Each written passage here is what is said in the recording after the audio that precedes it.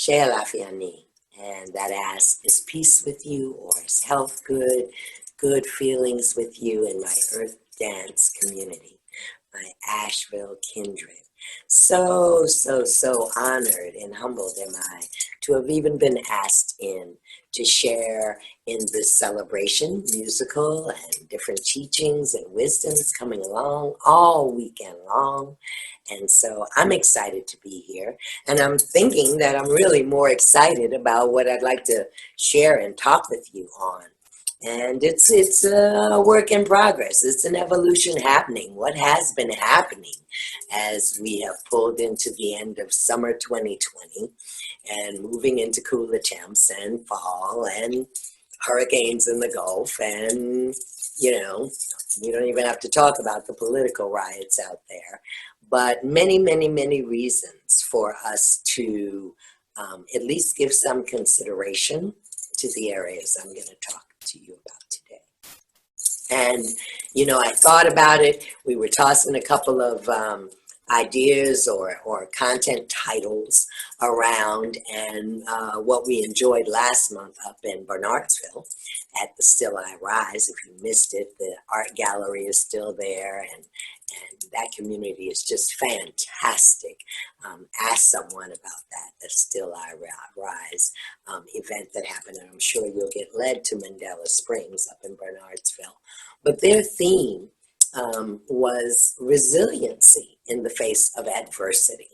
And when I got there, I couldn't even remember what I thought I would talk about, because I was just so struck by that title, because it embodied all of the earth skills and the reasons that we have, like, for 20, 30 years run up and down the road in a teepee, in a tent, camping out, hanging out, based on how much resiliency was I consciously aware of in my own self, and how could I bring more of those tools and skills into my awareness in a way that I could share it for people who maybe never even camped out or never even thought about emergency levels of reality such as we are having now with all of these wildfires and, again, weather and the earth pretty much in concert with the levels of energy that are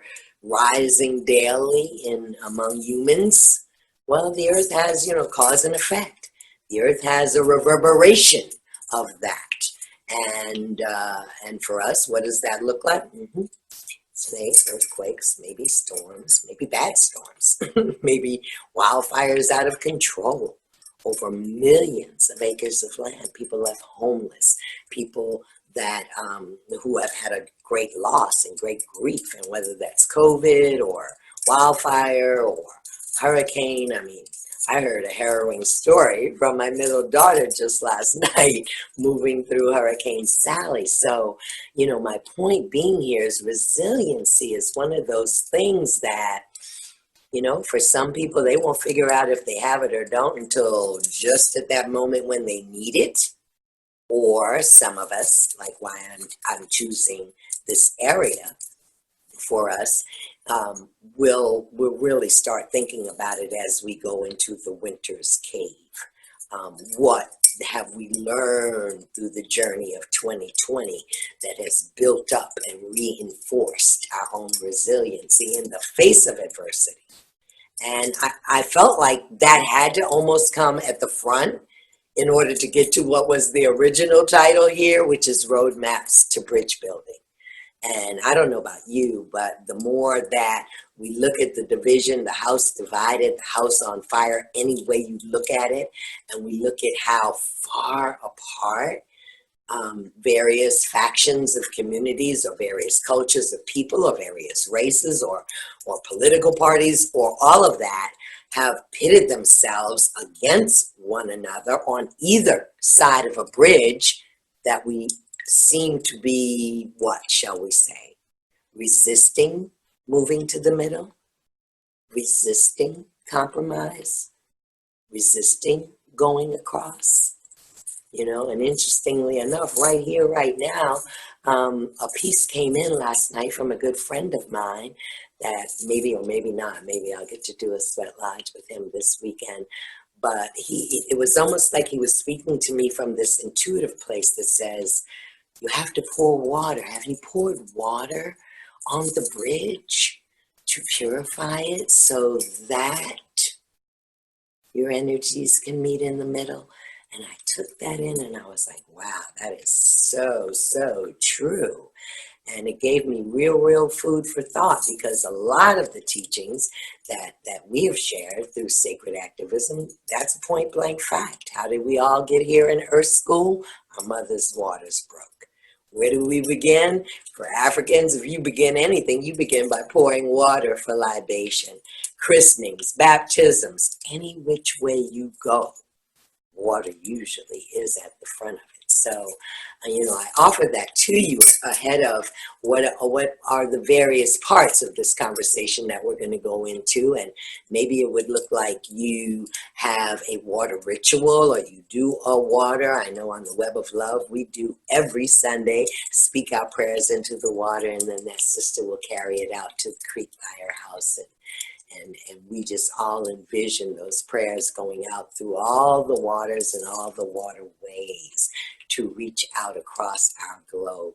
So, yep, in a nutshell, we want to look at our resiliency in the face of adversity. That's where you are right now, because every single one of us are definitely having our mettle tested right about here.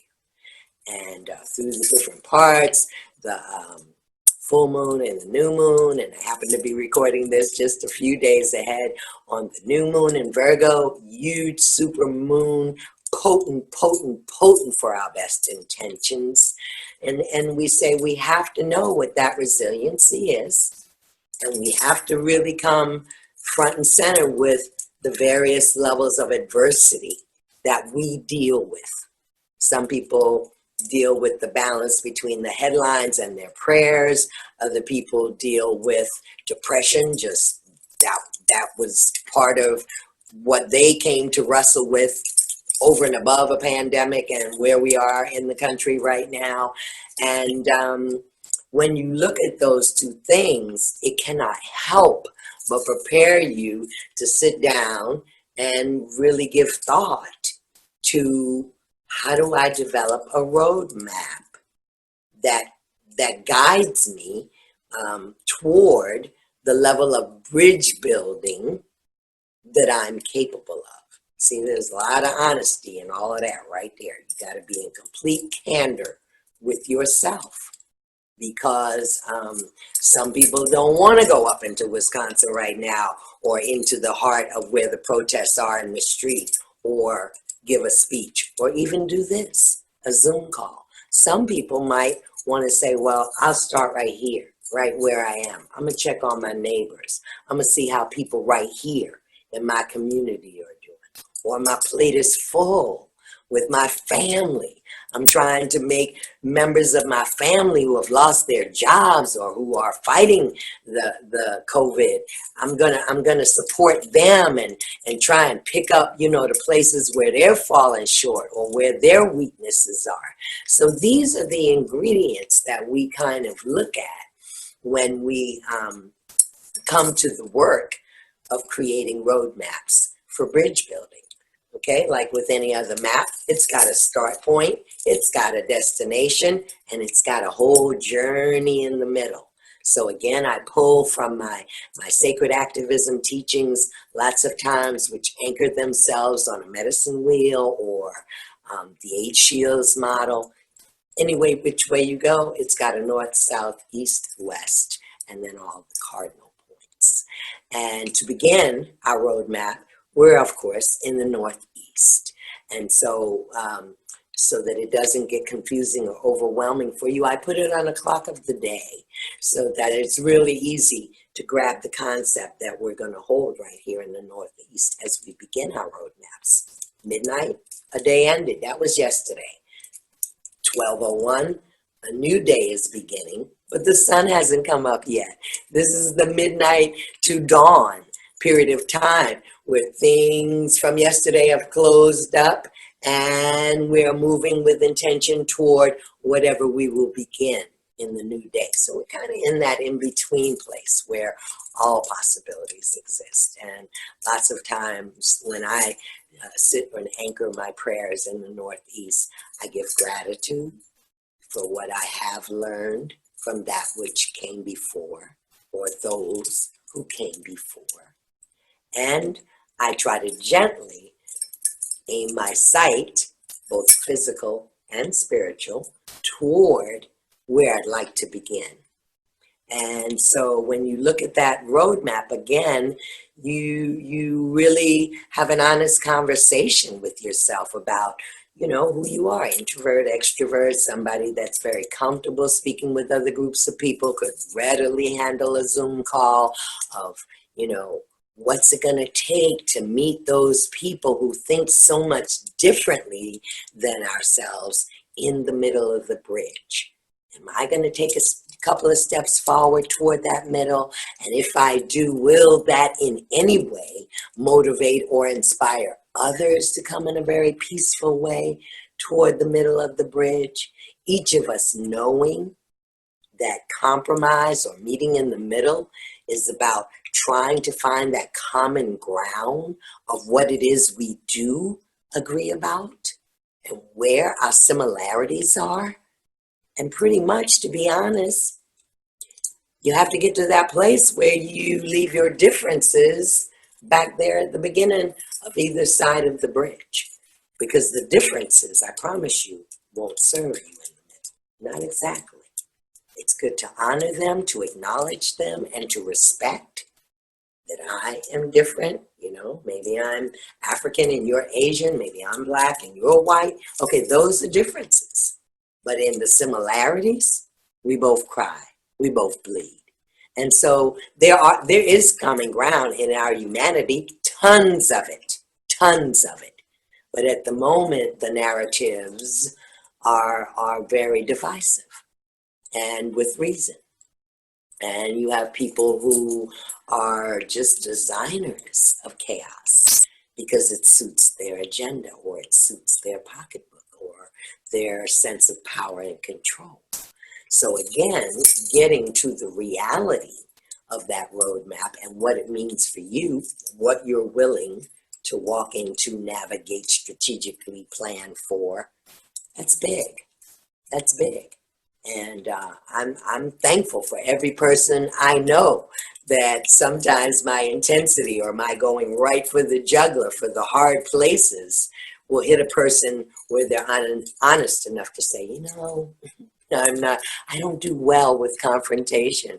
And they'll just tell me right up front what comes up for them in an area of not wanting to be controversial, or not wanting to take the risk or be the leap or stand on the edge. And if that's who you are, there's no right or wrong in this conversation. It's best to acknowledge that. Maybe you are softer places of art or music or herbal medicines. How can you help humanity to feel safe and loved and heard and seen if they're brave enough to get to the middle of the bridge with you? So, that's that overall look that we're beginning our roadmaps with, where we look at the endings, where did we just leave, and we're looking at the new beginning of the journeys, adventures. I like to call them adventures and explorations in nature and culture and spirit. I know a couple of the trips and falls that I personally came over in my own emotional body this week, and dismantling some of the triggers that are still in there. I had to really look at, take the rose tinted glasses off maybe. Even though I would have been one who said, I'm a person that looks at harsh realities. And not that I'm a pessimist or really an optimist, but I do like that neutral zone where we can choose what it is that we have maybe negatively experienced on our journey back there, that serves us now, and that we can transmute it. We can take that toxic level of poison in, filter it, and transmute it, and send it back out as healing. And maybe I just want to be more positive within myself. You know, a lot of times when I do the Lighthouse teachings, we talk about that. We talk about what is the ability or capacity within us to really hold and generate, like these generators we have to have now, a dim light or a really bright light. And right about here, there's so many things that you're going to come along and up against on this journey toward building bridges in a house divided that they can't take like stadium level light. You know, it's kind of like that Jack Nicholson, or I say, you can't handle the truth. And those of us who carry a certain sight, knowing, starseed information, we really know that. We do. We do. And then we figure out, kind of like parenting with our children, okay, do not try to talk to the 3 or 5-year-old as if they are 30 or 40. Try to break it down in a place that is gentle and welcoming and open and vulnerable and transparent and honest, where the persons who have not yet approached the hard places that are going to get them up and over the compromise, or up and over having inside of them even the desire to meet people that they don't agree with halfway. What's going to make that change? Because my friend, that is like the concrete that builds the bridge. We have to have it. We have to know it and acknowledge it. We have to consider, when we're giving out all the good information or the good ideas or the tools or the medicines to a person, do they have the capacity or a place within themselves to hear it, receive it, let alone integrate it, implement it? You know, it's one thing to give a person, and I think that's why they say you could either give a person a fish, or you could teach them how to fish. You could take them fishing and experience it with them. So in the places where they're unsure or their confidence isn't right up there, you're there. You're there. I know that place as a spiritual midwife. I say it to people I work with all the time. Never be confused. The midwife is the one who comes to tend the birth. At no time will the midwife have the baby. And so that's a good, that needed to come into this conversation right here, because I think a lot of the fear or trepidation about how we're going to do this peacemaking and bridge building gets down to, will I get hurt? Am I vulnerable? Am I afraid? What am I afraid of? Am I capable of it? First and foremost. You know, this person seems to be pretty hard and fast and opinionated over there on the other side of what I'm thinking is true. And so where do I want to meet this person? What is the middle for us? What is the common ground that we stand on? And again, I say, you know, we're all the adults over the younger people, the people coming up behind us. Do we share an equal concern for the world that we want to hand down to them, or the baton that we want to turn over to them? And if we are, then we've got some similarities. We've got some commonplace. And because we're having this conversation, it doesn't mean that you'll build a bridge for every division that we're roughing it through right here in the fall of 2020. No, it doesn't. But it does say that you might want to think about the bridges that your children will have to cross, and what you did to contribute to the strength of those bridges. None of us would send our children across weak, rickety, old, outdated, fallen down bridges. And so that for me comes with the responsibility of living in this time. I know I said it to one of my really, really, really good brothers just last night. And we were in the conversation of, you know, these cultural wars or race wars. It's like, whew, okay, we were both alive through the 60s, and black people going to jail and being beaten in the street and a lot of things. And, you know, he offered to me to reflect, of course, upon how long it has taken us to get from where we were to where we are now. And as if that were an answer from a white person to a black person, oh, be patient, we're doing good. After a 400-year conversation, we're headed in the right direction is the good news.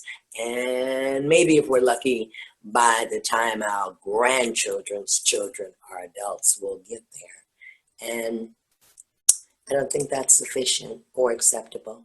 I didn't. I'll just be very honest. I didn't. I could hear it and I could understand entirely why that might have been the safe zone from which he wanted to come to that. But what I had to respond back with was, oh, I'm sorry. I remember that we have all stood together in the woods around campfires with people saying we were the ones we were waiting for. We were no longer looking outside of ourselves for the leaders. And if in fact that's true, and I really like to walk in that level of integrity, I am not, in the habit of teaching something I don't personally practice. I don't even try to do that. Again, I don't, you know, when I think about I could hand a person maybe some advice or wisdom or suggestions, I try to put myself in that person's shoes before I open my mouth. Because if I don't really know their experience, then going to the heady place of trying to tell them what I think is best, you know, it might be worth listening to, but at the end of the day, they might not have any ability to integrate it in or implement it into making it a viable solution for them, because where I offered that from is a completely different life experience than they have had. So this big part of the middle, meat on the bone place in creating these roadmaps for bridge building takes all that into consideration. Who are you building the bridges with? Do you all speak the same language? If not, somebody gonna learn Spanish or Italian or, you know, Yoruba. What's gonna happen? We're gonna learn sign language. What's gonna happen so that, number one, we have a really good open line of communication about what we hear, what we say, what wasn't said, body language, the whole, we're coming into that in this new age now. That, you know, we used to say a picture speaks volumes. Right now, a look from certain people to you speaks volumes. We're moving through a time where many of us have our mouths and our noses covered with masks. And so we have to emanate from our being a light and welcoming and peaceful existence, because you know what? That's big in this conversation right here on bridge building and peacemaking. You certainly cannot offer to another anything that you are not fully in possession of. I work with that every day. Personally, I'm just saying, as I go out and try to be very innovative and creative about community rituals or community ceremonies that will bring us together and bring us in such a loving space where we see our unity just blooming out. And I hold that vision for the spring of 2021, when we've passed, I hope, these really dark times and these turbulent times and this transition. And we come to a place that each of us have done the work in the fall and the winter. It's called the going within place for a reason. I chose this particular teaching to come to you, Earth Dance, for a reason. because it comes ahead of each of us going within. Whether it's more books we mean to read, or writings we do ourselves, or art we create, or we just have a real good sit down daily ritual of sitting with our roadmap and seeing what that looks like. Where are we now? What is our starting point? Or if we're just sitting and bringing more and more information in the room, so that our launch or our starting point will come with the spring equinox, will come when the new buds come back on the trees, will come when the earth herself awakens from the winter. And you know, for all of us, I would say that's true, because we have a lot to pass through between here and the end of this year. Make no mistake. There's no one on the planet that would not tell you that that is true on 1,000 different levels. 1,000 different levels of what our emotional and mental, spiritual bodies can take in, absorb, integrate, filter, compost, so that we keep releasing what doesn't serve us and make more room for what does serve us. All that are components and parts and ingredients that have to go in to the roadmap. It just does. You know, and whether you have to get there now or you can take your time and go slowly, it's kind of like the people who choose between driving across country or getting on a direct flight. And that too is your decision. No one can push you, you see, to go faster than you're comfortable with, or faster than you can process in terms of what to let go of and what to make room for. So yeah, that second part, which we've just pretty much covered, you know, is really looking and sitting with the map, past, present, and what you hope for, where you think you want to go. And I know many of the old people told us, oh, it's not the destination, it's the journey. Oh, be sure to smell your roses along the way. And that's true. It's true.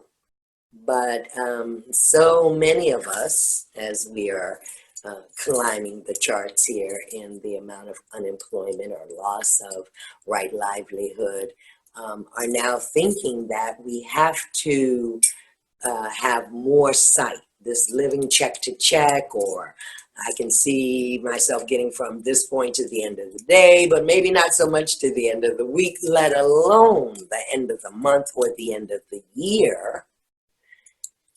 And the serious, straight up, because I always keep it straight up, news for you is, well, we're going to have to try. We're going to have to try. The places that we did not sit down in the present moment and look out to what is ahead of us, what adjustments need to be made, how we tweak that, how we fine-tune that. I always say to people as they come up against life's disappointments, which we all do, and it's coming up a lot right about here. You know, we were told back in the 80s, back in the harmonic conversion, that, you know, life is like this big cosmic airport, and from marriages to best friends to comrades, people we hang out with, we feel like, oh yeah, we're like-minded, we got it. And then you come crashing into this place or directly at your flight, and you realize that the boarding passes are different. You realize that you're not on this flight at all, or maybe you are, but the person you really thought was going to fly with you is not. They have a different flight to catch. And that can be startling. Yeah, in a world of codependency and place where, you know, we either good with our level of independence or we haven't yet mastered the level of independence that is comfortable for us and works for us. That's all in the conversation. It's all in the honest conversation of how we create these roadmaps that don't kid ourselves. Okay, we're no longer believing the lies we've been telling ourselves. Oh, about ourselves, definitely no longer putting up with the deception or the lies that other people have been telling us about ourselves. The bridge is built on truth and candor. Otherwise, it is not sustainable. It is a temporary bridge.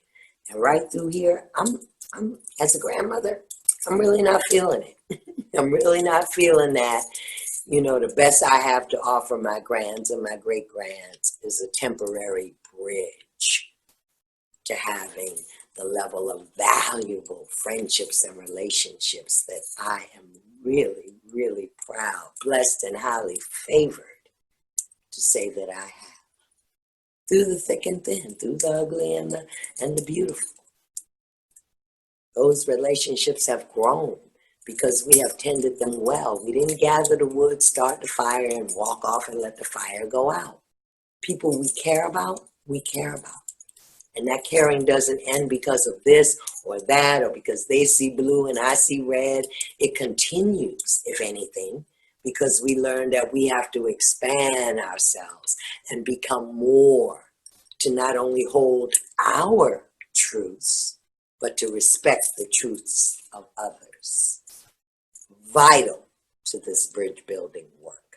Vital to peacemaking. So I broke it up into 3 sections, and the last section, which I love, because I love all the wisdom that came from my mother's mother, and this was certainly her wisdom to say, you know, and she did, really she did. When I was a little girl, she said, because she and I spent a lot of time in the book of Revelations, and she would say, you know, you're going to have to watch the signs and the wonders. And so when I started putting this teaching together, I thought about, well, if you're a person like me, not so good, like directions, not my strong suit, totally not my strong suit. But I can figure it out by the signs or landmarks or things that will help my memory remember the way. And so signs are like that. Signs are like that. Were all the orange and brown skies that came out of these wildfires a sign over and above just being the heat and the smoke from the wildfire? Probably. But it certainly was a sign of the times, you know. Certainly. What are the signs?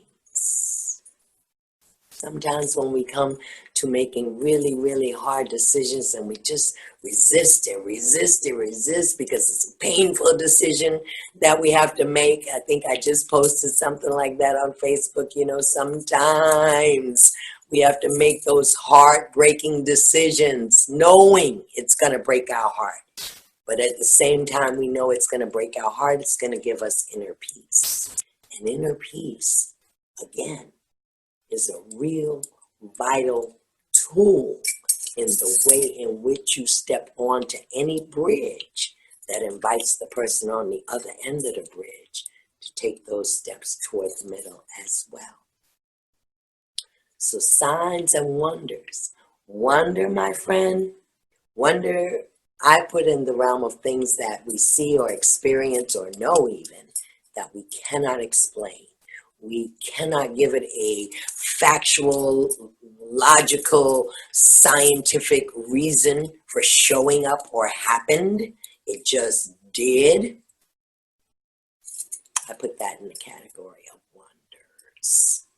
And sometimes, believe it or not, and I have experienced this, I will share it with you, when I look across to those, again, on that other side, and we don't want to stay in a them and us position, not even another moment. It's so uncomfortable and so distressful to even live through it in a way that our children have to watch it or our grandchildren have to watch it. It is really distressful. So we don't want to live there.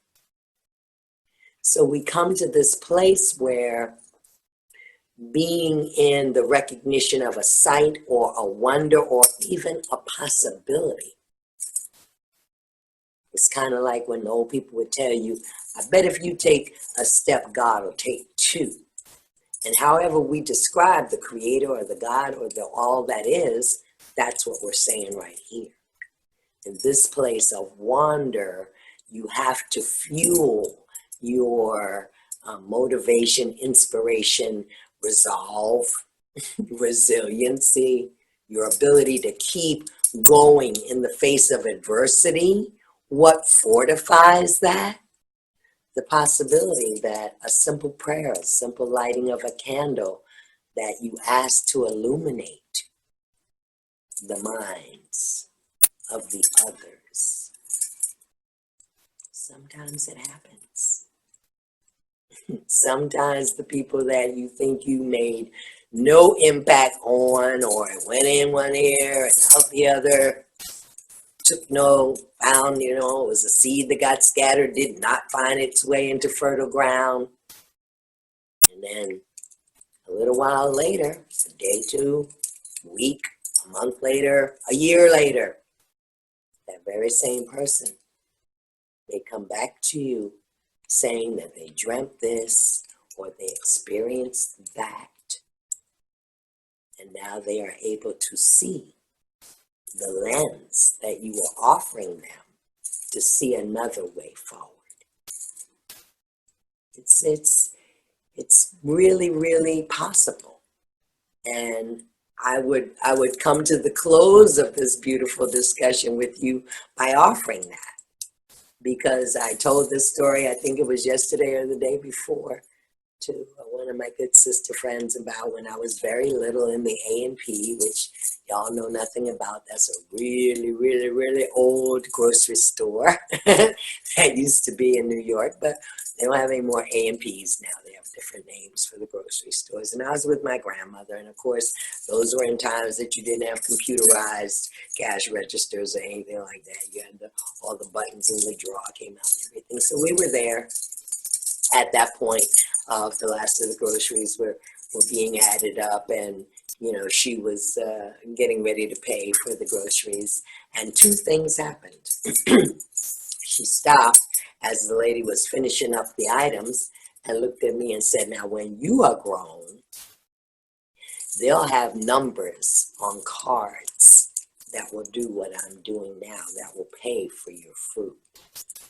That's what she said, Miss Josephine. I wasn't but 5 or 6. That's what she said. As if she could see forward right into this time I was living in. And that in that same moment, in that same store, in that same conversation, she said to me, when you're as old as I am, you'll make it through the world by watching the signs and wonders. She said, and it won't be easy because there'll be many, many, many, many people moving around you with reprobate minds. And as little as I was, you could imagine that word was a little over my vocabulary. And so I looked at my grandmother and I said, what is a reprobate mind? And she said, it's like if people had blinders on and they could only see exactly what was in front of them. They had no ability to look to the left or the right and see all of these possibilities because they were just looking straight ahead like tunnel vision. By this time, all the groceries were in the bag and we were on our way out of the store, and I couldn't even really think of what the next question might be. I thought, let me think on that. But I knew she was telling me something serious, because those were the times. Dr. King was real big. It probably was really even before he was assassinated, and Negroes were trying to figure who they were as being black and proud. And so I understood, the little bit I understood was that Black people in particular saw this little space as if they couldn't see the whole picture. But white people in positions of power who had rights and privilege that we didn't have at that time. They weren't people who had reprobate minds, not necessarily, or at least it didn't appear that way to a little black girl. It appeared that they had the ability to see and have it all. Whereas in the circles I was in at that time, even though I was raised in a Jewish community, it seemed like our sight, her point, was don't ever let your sight become limited or restricted. And for God's sake, don't you yourself restrict or limit your sight, physical or spiritual. Again, you will navigate your way well through the world, she said, by watching the signs and the wonders. So I hope you've enjoyed that, and we have many places that you can come and chat and do the navigation with us. Web of Love is one of my favorite spots on Sundays at 1 o'clock. We do, talk about how to strengthen our lighthouses through this time of, moving through the darkness in our world. We have the Classroom Collective Facebook group. We have our YouTube channel, which we would love for you to like and subscribe to that. Our website, kindredofsangoma.org, where there's just a wide diversity of communities from Maine to Miami that look forward to when we can all meet by a campfire again in the woods.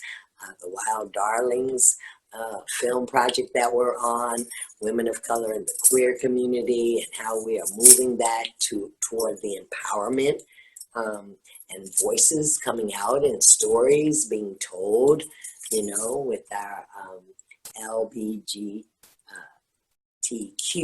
community. I know I watched Queer Eye just the other day with my granddaughter here, and she's recovering from the coronavirus, and I loved it. I was amazed. I said to her about halfway through, I was like, oh, this is better than the Fixer Upper House kind of thing programs they have out here. These guys, this Fabulous Five, is great.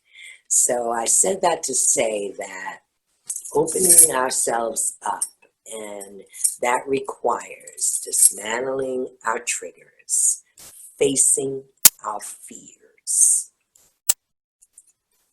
and learning to live and truly appreciate and be comfortable in our own truth, and have the dignity and the respect that even when you don't agree, you respect what is another person's truths. Because the amazing thing about truth is that it is ever evolving. Some things that were true yesterday won't be true tomorrow. And while years from now you might look back at the particular roadmap that you designed to get from point A to point B through these very, very difficult times, 10 years from now it might be obsolete. You never know. But it's a great work, and it'll make you feel so much steadier on your feet. Not at all like a strong wind of change could come along and knock you down. And so, that's the way we want to get up in the morning. That's the way we want to say grand rising because we have all our hopes and our dreams in those few first waking minutes when we get up in the morning in the new day. I hope that's true for you. So, see you soon, and happy fall equinox. Abundant blessings and peace.